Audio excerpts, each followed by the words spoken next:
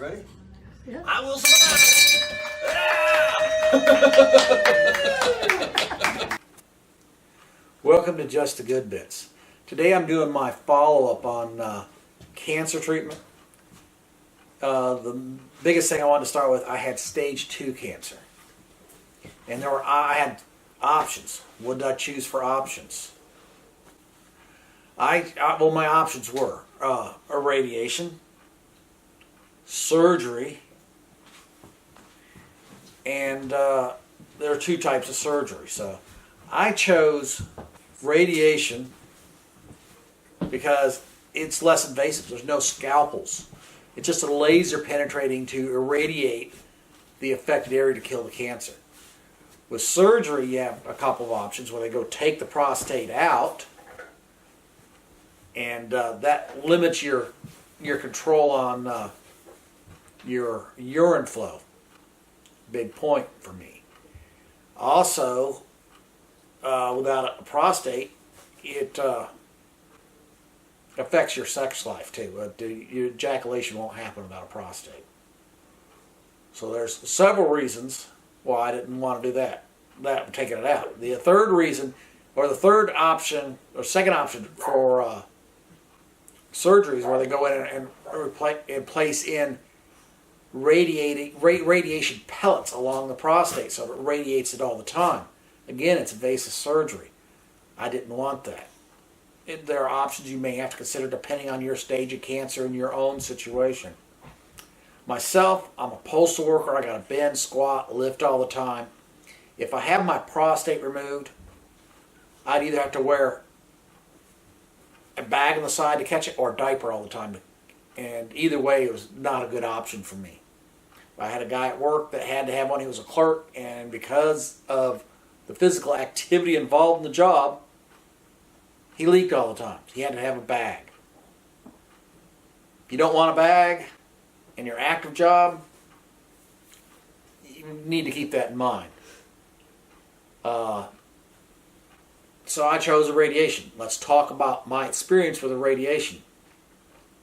I had to go through 28,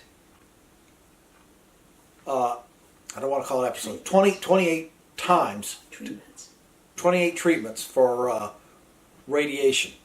And the radiation, when they set you up for the first time, they do a CAT scan, and they'll do a CAT scan every time to make sure they line you up. But the first time they do a CAT scan, and they'll put X's on your body, one on each hip and one on your lower belly. And what happens is the radiation actually happens where the 3 lasers meet. So they can control a very specific area where the radiation's going. It's kind of like a microwave type radiation, not nuclear radiation. And so they can turn that machine around your body when you're on a table and tilt it, and they can get 360 around your prostate. That's what I went through, 28 treatments.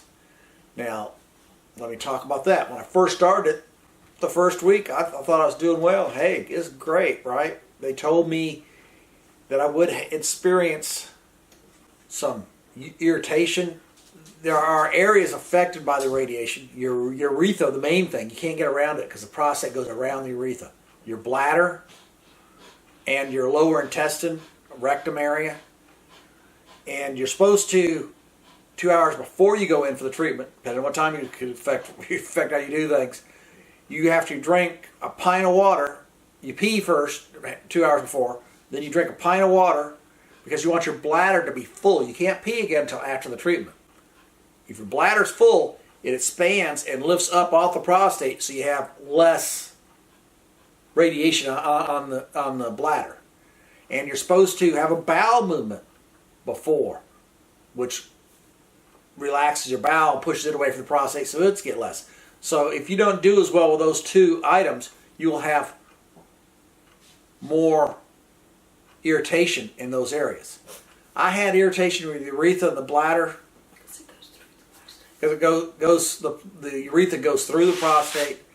Couldn't avoid that, and I wound up taking 2 medications, Flomax, which helped the flow, didn't help the pain, and Meridian, which is a little red pill, kind of related to azo. It's a stronger prescription.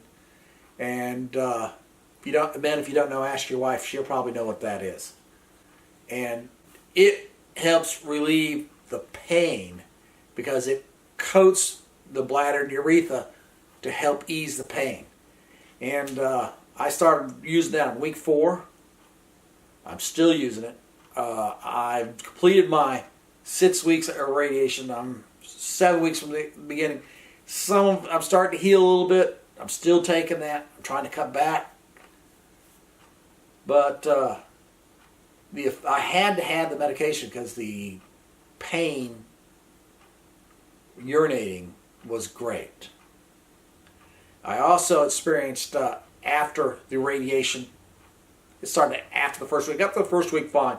I noticed it's like, I compare it to a battery. I felt like my battery was drained. My energy was low. And going to work on a physical job, I was looking pale. People were concerned about how I was doing.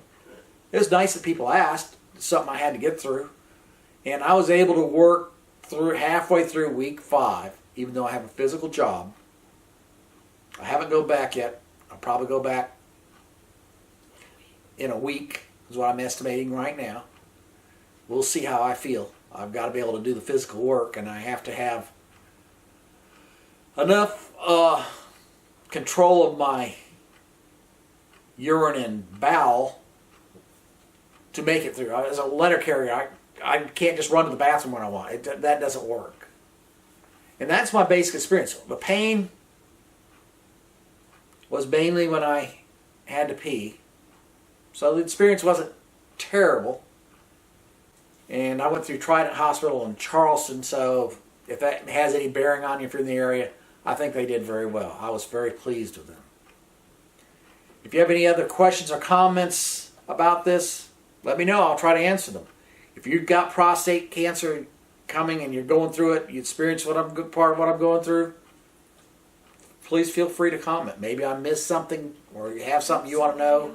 If you haven't gone through the treatment and you have questions, please ask. Because I'm really doing this more to help other people out. I didn't have a whole lot of access to people that experienced it until I actually started telling people. I mean, I talked about it. I was looking for somebody to talk to and didn't find much on the internet. It just kind of wrote about it and whatever. But what the emotions were. If you watch my first video, there'll be a link over here. Before I actually started treatment, I was on an emotional roller coaster, and you may be too. And I had some during. You know, when I got near the end, well, I was happier. I saw the light at the end of the tunnel, and you will too. Now, as far as being cancer-free, you saw me ring the bell, cancer survivor. Well, that's they recommend on the way out of there. They think they killed it all, and that's kind of the tradition there. The truth behind it, you have to take the PSA test, which is a blood test for cancer. Your radiation drives those numbers up, so you can't take it right away and say, oh, I'm cancer-free. That doesn't work. My urologist said, we're going to give you that in 6 weeks afterwards, and then 3 times a year for the next 3 years, and that'll give me a base track 4 years. 3 months. Every 3 months for the next 3 years, which is quarterly, and watch those numbers go down. My target level for the PSA number is 0.02 from my urologist.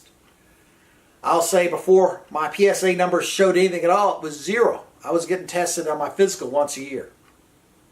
And then it was 3 point plus, I don't remember, 3.3, and then it went to like 7.8 in a month. So we knew we had an issue.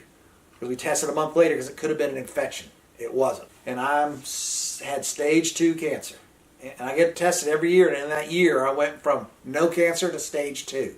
So be checked. Get yourself checked, guys. Get yourself checked.